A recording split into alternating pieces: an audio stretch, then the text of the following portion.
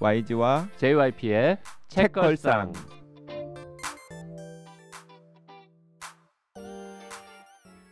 책에 관한 걸쭉하고 상큼한 이야기. YG와 JYP의 책걸상이 찾아왔습니다. YG 강량구입니다. JYP 박재영입니다. HB 김원비입니다. 자, 엘버트 허시먼 뭐 하는 사람입니까? 엘버트 허시먼은 사실 저는 엘버트 허시먼에 대해서 잘 알지를 못했어요. 그래요? 네, 잘 알지를 못했었는데 저도 사실 뭐 이름만 들어봤지. 딴 경제학 책에서 네. 가끔 이름만 나오는 수준이었는데. 근데 제가 엘버트 허시먼의 이름만 알고 있는 상황에서, 왜냐하면 엘버트 허시먼이 굉장히 유명한 책 중에 우리나라 말로 번역을 떠날 것인가 남을 것인가로 번역된 책이 있거든요. 이 책에도 지금 그 뭐라고 나오죠? 이탈 발언 충성심. 이탈 발언 충성심. 그게 이제 원제를 그대로 번역을 한 거고요. 이탈 발언 충성심. 그리고 한국어로 번역된 책은 떠날 것인가 남을 것인가로 번역이 되어 있는 건데, 그 책은 사실 굉장히 유명해요. 그래서 그 청취자들도 아마 들으면 이거 어디선가 들어본 적도 있을 것 같다라고 생각하는데, 이제 우리가 어떤 조직에 있을 때, 그게 뭐 기업이 됐든 뭐 단체가 됐든 아니면 우리나라가 됐든 단체가 있을 때 뭔가 문제가 생겨요. 나를 뭔가 불편하게 하는 문제가 생길 때 하다못해 그 동네 카페에서도, 동네 카페 커뮤니티에서도 뭐 예를 들어서 뭐 그런 티격태격거림이 있잖아요. 그럴 때 사람들의 반응이라는 게 그렇잖아. 하나는 떠나나. 떠나는 게 있고 저리 싫으면 중이 떠나야지. 그렇죠, 뭐 그렇죠. 이런, 다른 하나는 막 목소리를 높여. 이게 이런 방향으로 가면 되겠습니까? 고쳐야죠. 당신 나가세요. 그래서 누구 쫓아내기도 하고 막 난리를 하기도 하고. 그 다음에 또 다른 하나는 약간 현상 유지를 하기 위해서 약간 충성심을 보이는 그런 세 가지 반응이 있을 수 있잖아요. 더 열심히 해. 그러니까 더 열심히.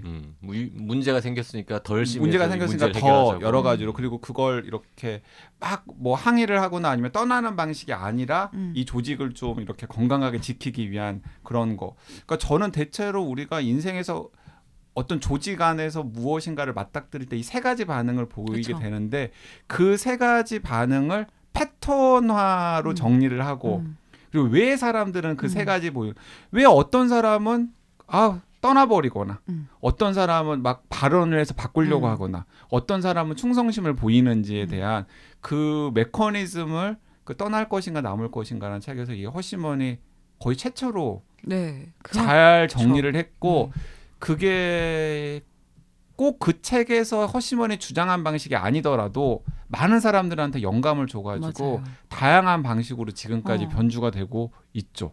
약간 허시먼이 언어 유희나 이런 쪽으로 은유도 되게 잘 쓰는 사람인데 저는 그게 기억에 되게 남아요. 발언과 이탈이 같이 할 수도 있다라고 얘기하면서 그 진짜 한 문장으로 문을 꽝 닫고 나가면 이탈과 그렇죠. 발언을 같이 이탈과 하는 발언을 것이다. 같이 할 수도 있죠. 약간 이런 식의 말재주들이 또 네. 이제 막 확 와닿게 하는 게 있는 것 같아요. 떠날 것인가 남을 것인가. 이 책은 지금도 팔리고 있습니다. 오늘 주문하면 내일 도착하는 멀쩡한 책으로 아직 잘 시장에 존재하고 있고요. 네. 그게 그 1960년대 후반 70년대 초에 막 그 미국 사회가 막 들썩들썩했잖아요. 뭐 민권 운동, 흑인 민권 운동, 반전 운동. 근데 그때 허시먼이 사상가로서 개입을 어떻게 할 것인가를 놓고서 고민하다가 그 책이 나온 거죠. 저 떠날 것인가 남을 것인가도 좀 표지가리해서 약간 회사를 떠나고 싶은 당신에게라든지 뭔가 이렇게 해서 딱 붙여서 오면 되게 많이 팔릴 것 같지 않아요? 2016년에 발행된 책인데 표지가 상당히 구리네요. 번역자는 강명구라고 되어 있는데 혹시 사촌입니까? 저랑 뭐 족보로 따져보면 학년은 비슷하실 텐데 강명구 선생님이라고 커뮤니케이션 학 하시는 선생님이 있으세요. 예. 그분이 번역을 하신 것 같아요. 네. 그러니까 엘버트 허시먼은 이 책만 보면 뭔가 약간 뭐 HR이나 HR 조직 관리 이런 거 하시는 경영학자 같은 느낌도 있잖아요. 이 책의 제목이나 컨셉만 들으면. 그래서 이제 그런데 자꾸 막 눈길을 돌리니까 노벨 경제학상을 받지 못한 것이기도 한데, 그 전에 이 떠날 것인가 남을 것인가라는 책을 내기 전에 엘버트 허시먼은 개발 경제학자로 굉장히 유명했어요. 그 이분은 그러니까 단순히 경제학자라고 하기에는 뭔가 약간 불충분한 거죠. 그러니까 온갖 그렇죠. 경계들을 다 넘나들어온 거죠. 네, 사회학, 뭐 인류학, 나중에 심리학까지. 그러니까. 그러니까 그 지난 시간에 했던 행적을 좀 더 쫓아보면 미국으로 왔잖아요. 미국에 와서 이제 UC 버클린가에 맞아요. 그래서 정착을 하죠. 미국에서도 이제 장학금이라든가 펀드를 받아가면서 계속해서 이제 뭔가 꾸역꾸역 이 책에 제일 많이 나오는 얘기가 그거 아닙니까? 초반에 특히 펀드 누가 돈을 주면 나는 글로 갖다잖아 결국. 맞아요. 그러니까 그때 보면은 좀 약간 짠해. 그렇죠. 그런 거 좀 있잖아요. 네. 그 정말 생존을 위한 선택들. 생존을 위해서 그 이민자 지식인으로서 자기가 한 곳에 몸을 붙지 못하고 뭔가 막 여기서 돈을 주면은 거기 가가지고 또 한 1년 있다가 그렇죠. 또 돈 못 받으면은 또 다른 데 가서 또 1년 하고 이러면서 하다가 결국에 참전까지 하잖아요. 맞아요. 징집되어가지고 그 태평양 전쟁이 일어난 다음에. 근데 다행히 어쩌면은 이 엘버트 허시먼이 그 열전이 한창이던 그 저쪽에 뭐 그 일본 제국이랑 전선으로 갔으면은 그쵸. 전혀 거기서... 다른 또 삶의 궤적을 걸었을 수도 있겠죠. 네. 근데 본인이 이탈리아어 굉장히 잘하고 프랑스어 굉장히 잘하고 그래서 그 유럽 전선 쪽으로 파견이 되어가지고 OSS 맞아요. 요원이 OSS 된 거죠. 요원. 사실 되게 OSS 요원으로 활동했다고 보기에도 조금 미미하긴 CIA 했지만 전신. 네. 어쨌든 그 요원으로도 활동을 하고 또 굉장히 책을 보면 드라마틱한 사건도 하나 있고, 그렇죠. 그쵸, 드라마틱한 사건도 하나 있다가 다시 이제 학교로 돌아오는데 미국 학교에서 잘 계속 안 풀리는 거예요. 뭔가 본인은 뭘 하고 싶은데 그래서 과감하게 가족들과 함께 그때는 딸도 둘 있었던 상황이었는데 와이프랑 가족들과 함께 콜롬비아로 갑니다. 여기서 말하는 콜롬비아는 콜롬비아 대학 아니고 네. 진짜 콜롬비아. 네, 남미에 있는 그 콜롬비아. 그러니까 이런 언어 유희도 하잖아요. 콜롬비아로 갈 줄 알았더니 콜롬비아로 갔다. 네, 콜롬비아로 가가지고 콜롬비아 그 정부의 개발 정책을 컨설팅하는 프로젝트의 책임자 혹은 그 프로젝트의 일원으로서 이제 활동을 하게 되고 그 프로젝트가 끝난 다음에는 아예 콜롬비아에서 그냥 털을 바꿔서 이것저것 국제 단체에서 주는 돈을 현지랑 연결시켜주고 평가하는 컨설팅 같은 것들을 하면서 먹고 살아서 그냥 거기서 그냥 계속 뼈를 묻을 뻔 했죠. 그런데 그때 다시 콜롬비아에서 당신이 겪은 개발 현장의 경험을 지금 개발에 대해서 막 관심이 있는 학자들과 공유하기 위해서 콜롬비아 대학이죠, 거기는? 네, 맞아요. 콜롬비아 대학에서 초청을 하죠. 네. 그래서 콜롬비아 대학으로 맞죠. 콜롬비아 대학으로 다시 와가지고 콜롬비아 대학에서 살다가 그게 이제 너무 이 사람의 가치가 있는 거예요. 다른 학자들이 보기에. 그래서 그때부터 현장을 아는 개발에 대해서 무엇인가 이야기를 할 수 있는 경제학자 혹은 경제 사상가라는 정체성을 가지게 되죠.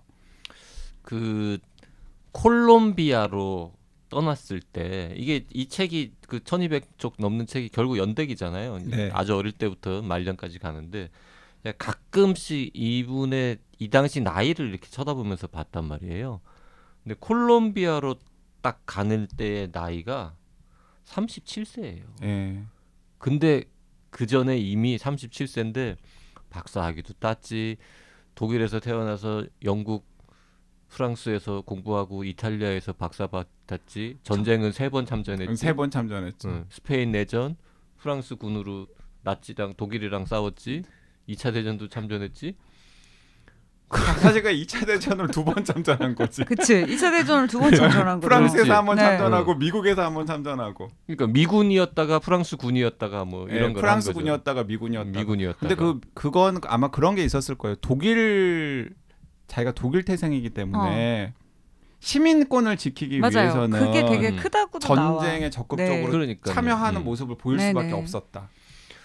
그래서 제가 이 무렵에 아마 문자를 혼비한테 보냈던 것 같은데 나이를 체크했는데 아직도 그 50이 아니라 40쯤 아니었어요? 아니 하여튼. 50쯤이었는데. 그래요? 반은 하여튼- 넘게 읽었는데 어. 아직 50이야. 아직도 그리고 심지어 반은 한 600쪽을 읽었는데 이분의 진짜 업적은 아직 나오지도 않았어요. 그냥 청년기의 질풍노도의 시기 아니 근데 그게 이런 너무- 황당무계한 역사의 흐름 속에서 내가 어떻게 험하게 그러니까, 과충을 했나. 그러니까 사실 이제부터 나오는 거야. 아니 그게 너무 웃기잖아요. JYP가 읽다가 그럼 이 사람 언제 죽었지 하고 이 사람 연보를 찾았을 거 아니야. 그리고 오래 산 걸 보고 너무 싫다 이랬을 거잖아. 그걸 상상하니까 너무 웃겨가지고. 막 콜롬비아 얘기도 나오고 아르헨티나 얘기도 나오고 뭐 하여튼 수많은 자기 책 쓴 이야기 나중에 아니, 하버드도 가고 뭐 그리고 별의별- 나한테 이제 이야기하는 게 아니 도대체 이 사람 업적으로 언제 나오냐고. 아니 평전이면 그 사람이 무엇을 했는지 업적을 그리고, 이야기를 해줘야지. 진짜 업적은 한 800쪽 넘어가서부터 나온단 말이에요. 네, 700쪽, 800쪽 700쪽, 800쪽 그 무렵에. 그래서 저는 그때는 이미 충분히 지쳐가지고 눈에 안 들어오는 거지. 근데 사실은 그때부터가 또 백미인데. 표정 봐. 그 부분부터 읽으라고 하든지 그러면. 앞에 이 초반 부분 이거 거의 무슨 영화로 진짜 만들어져야 될 것 네, 같다고 맞아요. 생각하면서 봤단 말이에요. 맞아요. 처음 3분의 1은 영화 같은 질풍노도의 시기. 그리고 가운데 한 3분의 1은 가난한 나라를 어떻게 발전시킬 것인가에 대해서 좀 삐딱하고 다른 답변을 내놓았던 개발경제학자의 모습. 그리고 또 그 개발경제학자 정체성으로서 막 현장을 돌아다니는 그런 모습. 그리고 이제 만년에는 아까 떠날 것인가 남을 것인가 같은 책부터 시작해서 뭐 여러 가지 저술들. 네. 이제 총망라하는. 그러니까 네. 약간 뒷부분은 이 사람의 저술에 대해서 이 전기 작가 그 에덜먼이 설명을 되게 잘하더라고요. 되게 잘하죠. 되게 어려울 수 있는 사실 경제학, 개발 경제학에 대해서 설명을 너무 잘해서 약간 이 사람의 어떤 학문적 경로들을 다 파악할 수 있게 하면서 그 사상적 배경들을 이제 쭉 나열을 하고 그 사상적 배경들이 모여서 이제 한 18, 19장 저는 16장을 제일 좋아하긴 하는데 16, 18, 19가 너무 약간 감동의 물결, 그렇죠. 하모니를 이루면서 약간 그랬는데 제가 딱 거기 부분을 읽으면서 저라고. 야 이거 완전히 이건 김원비가 좋아하겠다. 아 근데 솔직히 말하면 너무 좋았거든요. 그래서 제가 JYP한테 책도 보냈고 근데 인생 책까지는 아니었던 이유가 좀 있는데 그러니까 저 같은 경우에 허시먼의 제가 한 700쪽쯤 읽다가 딱 감이 온 거죠. 이거 인생 책이겠다. 그래가지고 이제 JYP한테 선물을 하고 이제 쭉 읽었어요. 그래서 이게 어떤 면에서는 사실 이런 식의 평전에서 누군가의 사상적 배경을 이렇게 깊이 들어가는 게 너무 좋잖아요. 근데 이제 저는 약간 허시먼을 이제 뒷부분에 허시먼을 조금 알고 있었던 거예요. 그러니까 왜 그 처음에 YG가 저한테 허시먼 추천할 때 내가 카톡으로 마침 책장에 있길래 대학교 때 그 열정과 이해관계 막 줄 그으면서 읽었던 사진 찍어서 보냈던 거 맞아요. 기억하죠. 네, 때로는 나 깜놀했어. 때로는 정념과 이해관계라고도 그쵸. 번역이 되는. 그러니까 사실 정연과 이해관계가 맞는데 제가 너무 옛날판이어서 나남 나남 출판사 거. 그래서 저는 약간 대학교 정치 세미나에서 이제 열정과 이해관계를 이제 열심히 읽었었고 또 그러고 나서 10몇 년 후에 이제 석사 논문을 쓸 때 제 석사 논문에 되게 중요 레퍼런스로 나와요. 레퍼런스 되게 많지만 제 석사 논문 제 주제가 이제 20세기 제국주의의 한 수단으로서의 투어리즘이었는데 이제 허시먼이 쓴 책 중에 그 국가 권력과 교역 구조 그 허시먼의 초창기 저작 네, 하나. 초창기 저작이죠. 이 거의 인용하지 않는다. 라면서 안타까워. 맞아요. 그걸 제가 인용했어요. 네. 그걸 제가 인용했어요. 이 평전 저자가 굉장히 중요한 책인데 거의 인용하지 않는다. 저 아마 거기 썼을걸요. 제가 했습니다. 막 이렇게 썼을 텐데. 그 제러미 에덜먼한테 이메일 하나 보내요. 내가 논문 링크 논문 석사 링크 논문 보내면서 근데 어쨌든 그 책이 그 무역이라는 게 20세기식 제국주의 모델이라는 것을 이제 허시먼이 그 무역과 강대국과 또 이제 저개발국의 그 긴장 관계를 통해서 이야기를 하는데 이게 이제 마침 제 석사 논문 주제랑 너무 모델이 비슷했던 거예요.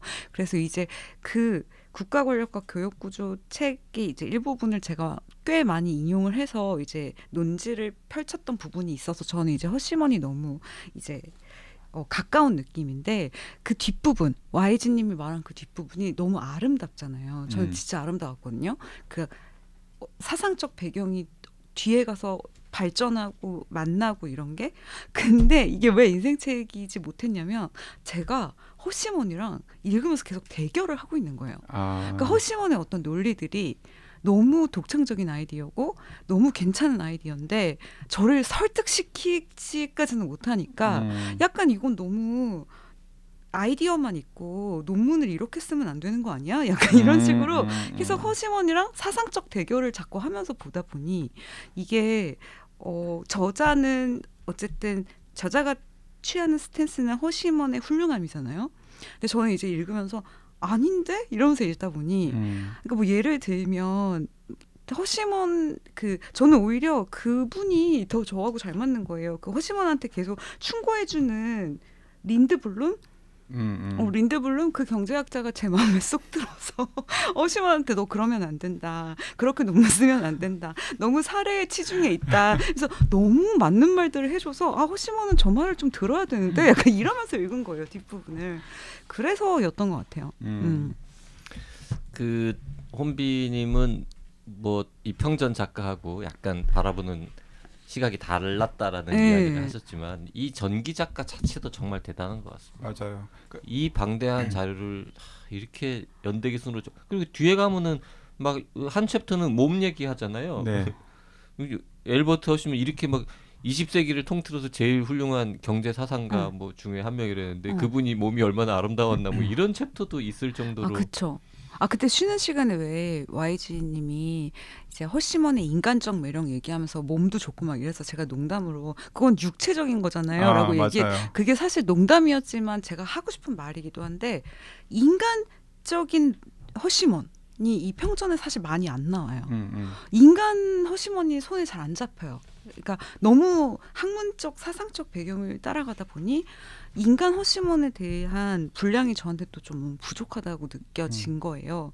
그래서 읽고 나서도 허시먼이 어떤 사람인지 뭐 그냥 뭐 내성적이고 좀 뭐 자뻑 있고 관종이고 약간 이런 것들은 좀 알겠지만 좀 에피소드가 조금 더 들어가도 좋지 않을까라는 맞아요. 생각이 좀 했어요. 에피소드가 들어갈 게 되게 많은데 뒷부분에는 특히 그런 에피소드들이 거의 없죠. 네. 네, 그 사상에만 좀 주력을 하다 보니까 그 예를 들어서 허시먼이 정말 유명한 사람들이랑 교류가 많았는데 프랑스의 유명한 사회학자 피에르 부르디에랑도 맞아요. 부르디에 굉장히 친한 친구 사이였고 그다음에 그 혹시 JYP 그 기억나요? 장혜영 의원 왔을 때 장혜영 의원이 아마르티아 센 기억 안 납니다. 네, 아마르티아 센이라고 하는 그 1990년대 후반에 노벨 경제학상을 받은 사람의 책을 소개를 했었거든요. 근데 그 아마르티아 센이 그분 좋아요. 저 읽으면서 그분이 허시먼 논문에 대해서 비판한 부분 줄을 치면서 봤어요. 아마르티아 센이 맞아요. 허시먼의 조카 사위잖아요. 맞아요. 허시먼의 그 누나의 딸이랑 결혼을 한 게 아마르티아 센이니까 아마르티아 센의 이제 두 번째 부인이 허시먼의 조카거든요. 그러니까 허시먼의 조카 사이인데 그 아마르티아 센과도 여러 가지 교류들이 있었을 법한데 그 얘기도 사실은 안 나오고 그 다음에 여기서 또 이런 얘기하죠. 외도 같은 걸 했다라는 흔적은 없다. 없다. 근데 실제로 그 세라랑 워낙에 사이가 좋았던 것 같아요. 그 허시먼의 와이프 이름이 세러인데 이제 세러도 되게 유명하고 되게 열정적으로 막 이것저것 많이 하신 분인 것 같더라고요. 근데 없고 그래서 그런 것들을 기대했던 분이라면은 그러니까 약간 그런 트리비아나 TMI가 재밌어서가 아니라 그런 거 있잖아요. 왜 우리 같이 읽었던 조지 오웰 책 있잖아요. 그 장미의 리베카 솔릿의 5월의 장미라든지 장미. 뭐 사라 베이크웰이 쓰는 책류에 보면 이제 어떤 되게 사소한 미시사적인 어떤 사소한 일화를 가지고 와서 그 일화를 재밌게 풀 뿐만 아니라 그 일화가 이 사람의 굉장히 고차원적인 어떤 작품이랑 연결되게 쓰는, 그러니까 그 일화가 이 사람의 어떤 삶의 은유로도 작용하는, 그러니까 조지 오웰이라는 사람의 어떤 사상적 배경을 장미꽃이랑 굉장히 사소한 걸로 이렇게 연결지을 때 그 짜릿짜릿함이 있잖아요. 근데 이제 약간 그런 게 조금 좀 있었으면 근데 저는 더 좋았을 것 같다. 그건 에덜먼의 스타일은 아니죠. 스타일이 네, 아니에요. 네, 네. 에덜먼의 스타일이 아니에요. 아니 그러니까 19장인가에 너무 뜬금없이 아예 몸에 대해서 몸에 얘기하는 대해서. 장을 넣었는데 사실 그 몸에 대한 게 웃겼어요, 중간에 이거. 넣었으면 17장 좋았을 전체가 텐데. 몸 얘기. 이거 말도 안 되는 아니, 그래서 이런 그거 장을 왜 넣어? 이- 녹였어야지. 아니, 그 제가 앞에서 엘버터 앞뒤에. 허시먼을 그 벽돌책 함께 읽기 금은 모임에서도 같이 읽었잖아요. 그때 이제 같이 읽었던 한 분이 무엇이라고 했냐면 이건 쉬어가는 너무나 페이지. 힘든 16장과 18장 사이에 끼워서 어. 힘들죠? 그러면 좀 가볍게 읽고 좀 우리 쉬었다 갑시다라고 끼워 넣은 장이 아닐까라고 그치. 생각이 될 그치. 정도다. 뭐 이렇게 분량도 말씀하셨죠. 아주 짧잖아요. 네, 분량도 아주 그러니까 짧고. 그거를 읽으면서 사라 베이크드웰 같으면 그 몸의 어떤 특징이나 이 사람의 어떤 패션 센스를 이 사람의 끄집어 가서 이 사람의 되게 고차원적인 어떤 논문 얘기할 때 우와 이걸 여기서 이렇게 딱 터트린다고로 잘 썼을 것 같은 거지. 이 에델만은 그런 다른 쪽은 센스, 유머 이런 건 떨어지는데 프란츠 카프카는 확실히 좋아하는 모양. 맞아요. 카프카 매 진짜. 장마다 처음에는 못 느꼈거든요. 네.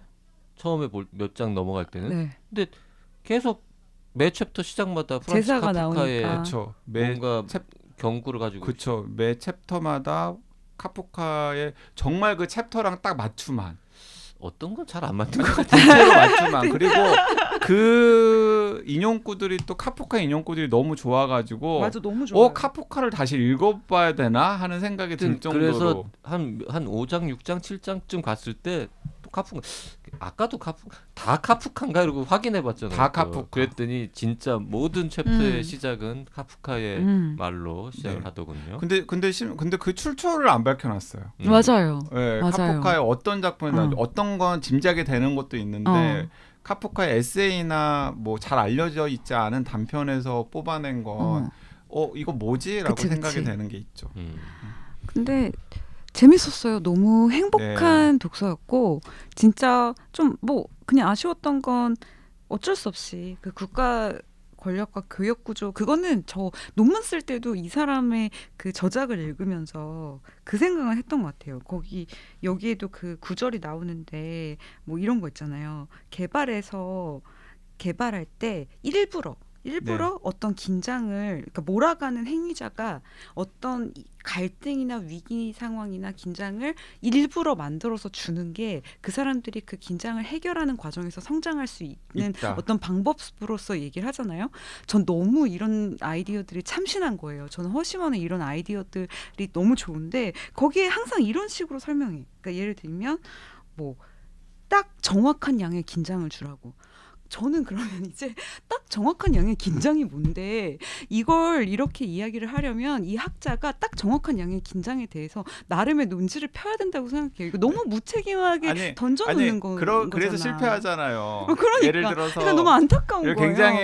굉장히 자기는 낙관적으로 봤던 나이지리아 같은 데에서 네. 갑자기 내전이 그치. 생겨가지고 막 많은 사람들이 서로 막 죽고 죽이는 그런 일이 생기는 나중에 나는 왜 현장에 그쵸. 갔는데도 그런 걸 못 봤을까 네. 하고 후회하는 장면도 나오잖아요. 그러니까 저는 이 책이 저한테는 당분간 평전 중에서는 이게 최고라고 생각하는데 디디에 에리봉의 푸코랑 비교해도 디디에 에리봉의 푸코랑 비교해도 저는 이거예요? 저는 사실 푸코보다 허시먼이 더 그 사람이 나은 사람인 것 같아요. 그러니까 그거는 저도 동의해요. 푸코한테는 좀 미안하지만 저도 허시먼이랑은 친구하고 싶은데 푸코보다 허시먼이 나은 사람인 것 같고 그 다음에 오늘의 시점에서 지금 우리한테 뭔가 선생님 소리를 들으면서 뭔가 좋은 영향을 주는 데 있어서도 뭐 푸코도 물론 뭐 여전히 중요한 영향을 주는 사상가지만 좀 잊힌 사상가잖아요. 허시먼은. 맞아요. 허시먼이 재조명이 되었을 때 훨씬 더 낫겠다 음. 이런 생각도 이 책 읽으면서 들었고 그러니까 무엇보다도 저는 허시머니 굽이굽이 막 되게 막 찌질하고 막 이런 것들이 많잖아요. 근데 그런 것들을 진짜 그냥 하나씩 뭔가 그 긴장감을 가지고 맞아요. 긴장감을 가지고 그냥 되게 평범한 사람이지만은 뭔가 노력을 해서 이렇게 극복을 하고 그리고 그 과정에서 또 작은 성취들을 하고 그 성취들이 또 다음 성취로 이어지고 그런 것들이 막 이게 내가 늙어서 그런가 봐요. 막 어렸을 때는 되게 막 극적이고 막 되게 멋있고 막 이런 사람들한테 눈길이 갔다면 지금은 오히려 허시먼 같은 사람한테도 눈길이 가는 거예요. 저도예요. 저 이거 읽으면서 약간 YG 같다라고 생각했거든요. 아니 뭐 저랑 무슨 YG 그 약간 여기에 저기에 휩쓸리지 않으려고 하고 YG는 어쨌든 몸이 그렇게 근사하지 않아요. 아니 그러고 얼굴도 별로 근사하지 않고 몸도 근사하지 않은데 아니 저 이제 거기에도 좀 동조가 됐죠. 허시먼이 계속해서 어느 편에 서는 걸 되게 안 가잖아요. 안 가잖아요. 몽테뉴급으로 그래서 안 가잖아요. 양쪽에서 네. 다 욕먹잖아요. 양쪽에서 그치. 다 욕먹고 근데 그게 되게 큰 용기예요. 노벨상도 사실은. 못 받고. 노벨상도 못 받고 진짜. 맞아요. 근데 저는 그런 존재가 되게 갈수록 희소해지는데 너무 귀하죠. 갈수록 필요해지는 네. 것 같다는 생각이 들고 그런 부분들이 저는 너무 네. 좋았어요. 근데 저는 뭐 읽으면서 그래서 YG랑 JYP 생각 많이 났어요. 왜냐면 제가 YG랑 JYP랑 굳이 이렇게 5년 넘게 잘 지내는 이유가 뭘까 생각했을 때 저한테 있어서 두 분이 약간 드물게 이쪽 저쪽이랑 상관없이 좀 이렇게 중간을 좀 보는 분들인 것 같아서 그랬고. 남의 말 안 듣고 지 하고 싶은 한다는 얘기잖아 저거. 지금. 근데 저 이게 어떤 면에서는 또 인생책이었던 게 제가 최근 몇 년 읽은 것 중에 저를 제일 돌아보게 만든 책은 이게 1등이었다. 저는 제가 이렇게까지 회의주의자인지 잘 몰랐어요. 이걸 읽기 전에. 저는 근데 낙관적인 사람인 근데 줄 사실 알았거든. 너무 공감되는 부분이 많았죠. 그러니까 예를 들면 그때 왜 YG님이 명언이라고 나 이걸 이제 명언으로 삼겠다고 했던 게 그 누군가의 비르투는 다른 누군가의 포르투나가 된다. 근데 저는 제가 난 진짜 회의적인 사람이구나 읽은 게 그 문장을 보면서 나는 누군가의 비르투가 그러니까 나의 비르투가 누군가의 인 포르투나만 안 됐으면 좋겠다가 이제 제 원래 삶의 명제인 거예요. 그러니까 안 맞는 거지 허시원이랑 저랑은. 그러니까요. 근데 저는 덱들 두 사람의 비루투 때문에 이 책을 읽는 포르투나를 지금 만나고 있어요. 아니 이 책의 가장 중요한 게 가능주의잖아요. 지금 JYP가 벽돌 책을 읽는 게 이 가능주의의 거의 커다란 결과물이고 같이 읽어줘서 너무 고마워요. 즐거웠어요. 그러니까 약간 세상에서 실현이 안 될 것 같은 걸 한번 가능하도록 만들어 보자. 뒤집어 보자. 근데 그 뒤집는 게 꼭 혁명 이런 게 아니다. 그치. 정말 그 평범한 사람들이 지지고 볶으면서 조금씩 그 가능성들을 만들어가는 게 진짜 세상을 바꾸는 힘이다라는 게 이분이 엘버트 허시먼이 평생 이제 자신의 삶이라든가 사상을 통해서 이제 증명하고 보여주고 싶었던 것들인데 사실 인기 있지 않잖아요. 그렇죠. 어디든지 간에 일단은 어떤 사람들은 변화 자체를 두려워하거나 싫어하고 그다음에 변화를 좋아하는 사람들은 화끈하고 획기적인 변화를 좋아하지. 화려해 보이고 막 그런 체계바라 뭐 이런 걸 훨씬 더 좋아하지. 여기 체계바라는 너무 올드하고 여기 많은 경제들 나오잖아요. 올슨이니. 네. 그런데 이 여기 엘버트 허시먼은 그런 건 아니다. 그렇죠. 그래서 저는 이게 약간 인생책이기도 한 게 허시먼이랑 읽는 내내 사상적 대결을 하면서 읽긴 했지만 그러니까 저는 동조하면서 읽었는데 여기는 약간 사상적 대결을 하면서 읽었군요. 너무 낙관적인 거 아니야? 약간부터 그렇게 낙관으로 나를 설득하려면 뭔가 더 있어야 되는데 아마르티아 센도 그렇고 린드 블룸도 이건 부족합니다라고 얘기하지만 안 듣잖아요. 허시먼이. 그러니까 허시먼은 절대로 안 듣잖아요. 아니 내 말이 나는 허시먼한테 설득이 너무 당하고 싶어서. 근데 너무 당하고 싶어서. 그건 보면 허시먼이 저는 그런 것도 되게 약간 인간적인 한계가 있는 거야. 그러니까 본인의 능력에 대한 어떤 면에서 불신. 그리고 내가 저들의 말을 들었을 때 잘 해내는 자신이 없는 거야. 그냥 그러니까 내 스타일대로 그냥 하게 되는. 뭐 그런 부분들도 그 에덜먼이 또 그런 부분들을 또 가감 없이 그쵸. 딱 드러내는 네. 것도 저는 평전 작가로서 되게 평전 작가는 아니죠. 사실 학자인데 네. 이 사람도 멀쩡한 역사 교수이자 네, 뭐 높은 사람이에요. 그렇죠. 경제사로 석사, 현대사로 박사를 그리고 받았어요. 젊었을 때 허시먼을 또 직접 만나가지고 막 교류했던 것도 있고 마지막까지 요양원 들락날락하면서 네. 허시먼이랑 마지막까지 교류했던 네. 사람 중에 한 명이기도 하고 그 뒷부분 되게 너무- 허시먼의 마지막 네. 그거 되게 감동적이지 네. 않았어요? 그쵸. 그래서 평범한 마지막. 완전 평범한. 그러니까 전기 작가로서 항상 그 주인공을 되게 네. 주인공의 마무리를 드라마틱하게 만들고 싶어하는 네. 그 욕심이 생기지만은 근데 그걸 구구절절 쓴 게 너무 싫었어. 그냥 변명을 앞에 쫙 깔아놓고 나도 극적으로 쓸 줄 알아.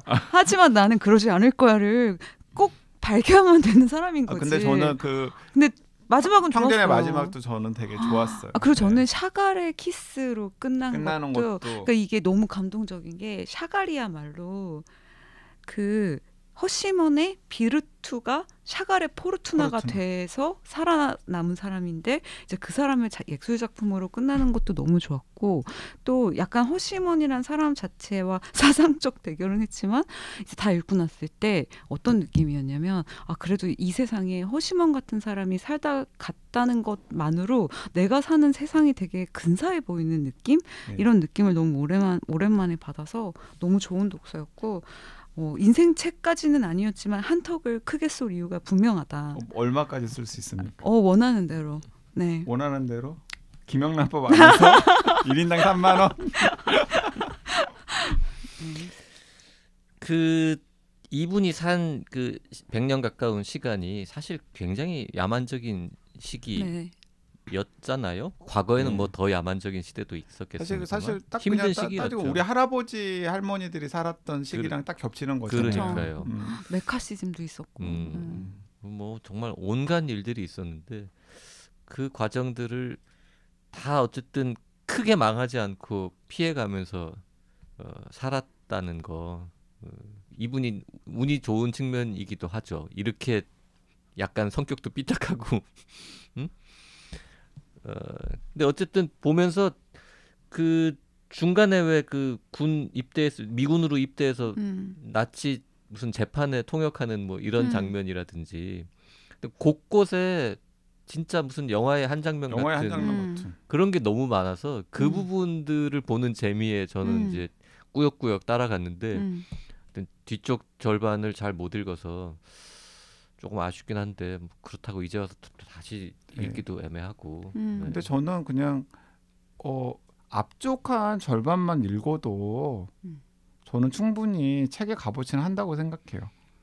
20세기 전반기를 그냥 온몸으로 살아간 사람의 스토리를 그냥 쫙 한번 읽는 것만 하더라도 나 그렇게 그러면은- 뒷부분이 너무 좋아. 그러니까 포기할 수 그러면은 이 없어. 엘버트 허시먼에 대해서 약간 인간적인 매력이 생길 것 아니에요. 그죠. 그 다음에 도대체 그럼 이 사람이 그런 경제 사상가로서는 어떤 업적을 남겼다라는 거야 네. 하면서 조금 시간을 두었다가 네. 다시 이렇게 좀 도전을 해봐도 저는 네. 충분히 좋다라고 맞아요. 생각을 하고 그리고 이 책을 처음부터까지 다 읽으면은 힘들어. 힘들지 않아요. 처음부터 끝까지 다 읽으면 힘들어. 아니 여러 가지 긍정적인 자극들이 많이 된다니까요. 맞아요. 정말. 긍정적 자극이 되고 저처럼 회의주의자들이 너무 희망적인 거 아니야? 하는 부분들이 있어서 뒤돌아서는 부분들이 있을지언정 저 또한 그 못지않게 너무 긍정적인 자극들을 많이 받은 것 같아요. 용기, 그 제가 투사되지 않은 미래. 정해드릴게. 저 평범한 독자들을 위해서 여기 지금 어. 앞에 이 두 분은 너무 수준 높은 독자들인 것 같고 이걸 용기 내서 읽어보실 분들은 519쪽까지 먼저 읽어요. 9장까지. 9장까지. 9장까지 읽고 쉬어 한 달. 아니면 한 2, 3주 이 책을 놔요. 이게 두 권이라고 생각하고 9장까지만 읽어요. 그러면 그 앞에 파란만장한 청춘 시절부터 이제 대충 미국 가서 정착하고 혼란스럽고 뭐 메카시즘 나오고 할 때 방황하던 시절까지 나와요. 10장에 콜롬비아로 가. 드디어. 아, 그래서 요 두 권 정도로 딱 이게 한 실제로 레퍼런스 빼면은 이게 한 반쯤 되거든요. 네. 네, 이렇게 두 권이라고 생각하고 네. 9장까지 나머지 이렇게 한번 도전해 보시는 거예요. 맞다. 그리고 저는 그 일상생활에서 엘버트 허시먼이 누구지? 라고 이제 저한테 물어보는 분들한테는 저는 이 용어 만든 사람이라고 이야기해요. 뭘 만들어요? 이 용어를 만든 사람. 뭐지? 연관 효과? 연관 효과. 전후방 아. 연관 효과라는 용어를 만든 사람이 만들고 실제로 그걸 처음으로 분석에 쓴 사람이 엘버트 허시먼이에요. 연관 효과는 관심을 가지고 보면은 경제 기사나 시사 상식 기사에 많이 엄청나게 나오죠. 많이 나오거든요. 예를 들어 자동차 산업은 연관 효과가 큰 산업. 그건 무슨 말이냐면은 전방 연관 효과는 자동차를 만든 다음에 뭐 마케팅을 하거나 뭐 그런 거 있잖아요. 아니면 자동차를 실제로 판매하거나 이런 게 이제 자동차 산업의 전방 효과고 자동차 산업의 후방 효과는 자동차 산업이 성사가 되려면 성립이 되려면 뭐 제철 산업도 있어야 되고 부품 산업도 있어야 되고 타이어 산업도 있어야 되잖아요. 그 부품이 오히려 앞쪽에 있어야 자동차가 만들어지니까 그게 전방 아니에요? 아니요, 그게 후방. 그게 오히려 후방이에요. 뒤에 그러니까 자동차 산업을 앞에 두고 뒤에 있는 산업이랑 앞에 있는 산업.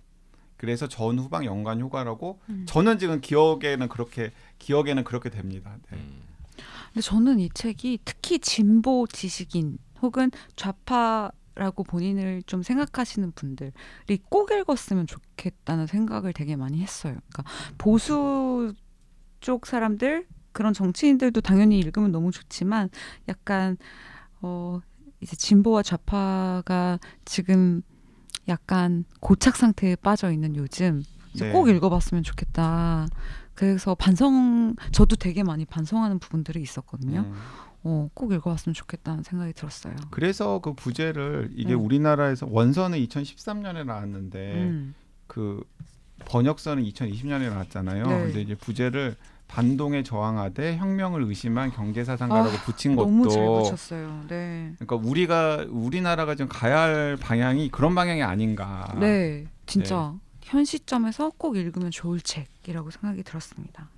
네, 저는 누군가에게는 힘들게 읽고 나서 인생책이 될 수도 있는 벽돌책이라고 정말로. 생각합니다. 그리고 저는 분명히 이걸 제가 되게 냉소적이 되는 어떤 시기나 그럴 때 한 번 혹은 두 번은 분명히 더 읽을 게 확실한 책이라는 걸 좀 예감했어요. 다시 한번 네. 들춰보는. 네. 그래서 꼭 읽어보셨으면 좋겠다 하는 생각이 들었어요. 저는 그래서 이 책 읽고 나서 책장에 한 칸을 치워버리고 그 20세기 평정칸을 만들었어요. 그래가지고 엘버트 허시먼, 뭐 에리 프롬 평정. 그럼 경제학자들만 골라. 아니요, 에리 프롬은 에리 프롬은 아니잖아요. 뭐 그런 식으로 이렇게 뭐 준비해 갖고 온 거죠 지금. 되게 멋져 보이려고. 아니요, 그런 거 아니에요. 그다음 그냥 장직을 넣어. 그러니까 막 되게 유명한 게 널리 알려진 사람은 아니지만 뭐 에릭 홉스봉, 뭐 뭔가 이렇게 우여곡절이 많으면서도 되게 그냥 한 세기를 살아간 사람들의 이야기를 통해서 역사를 보는. 그럼 그것도 이제 멋집니다. 앞으로 금음에서 계속 하나씩 같이 읽으실 건가요?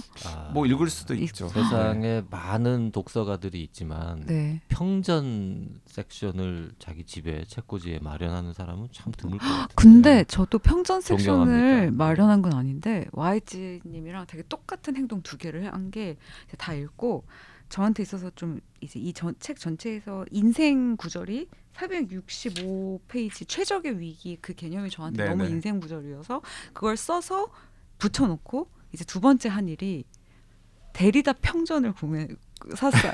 이거 읽고 보니까 나 평전 좋아하네. 좀 깨달은 거예요. 그래서 요새 이제 데리다 평전을 읽고 있는데 그것도 1200쪽 가량 돼요.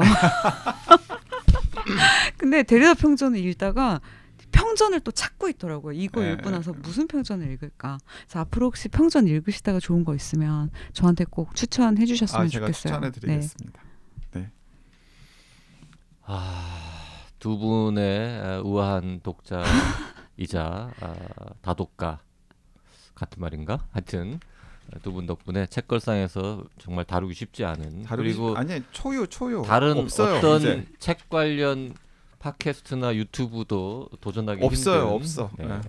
1256쪽짜리 내용도 꽤 어려운 벽돌책 오브 벽돌책. 자, 책 팟캐스트에서 엘버트 허시버를 다룬 사람이 국내외를 다 통틀어서 있으면 나와보라 그래. 없어요.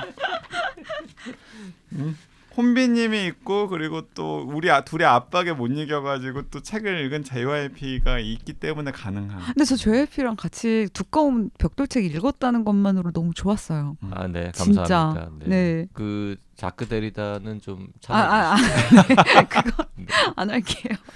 그냥 좀 말로 다음에 데리다가 얼마나 훌륭한 사람인지 설명해 주시면 제가 잘 듣겠습니다. 네. 오늘 방송 여기서 줄이겠습니다. 고맙습니다. 네, 감사합니다. 감사합니다.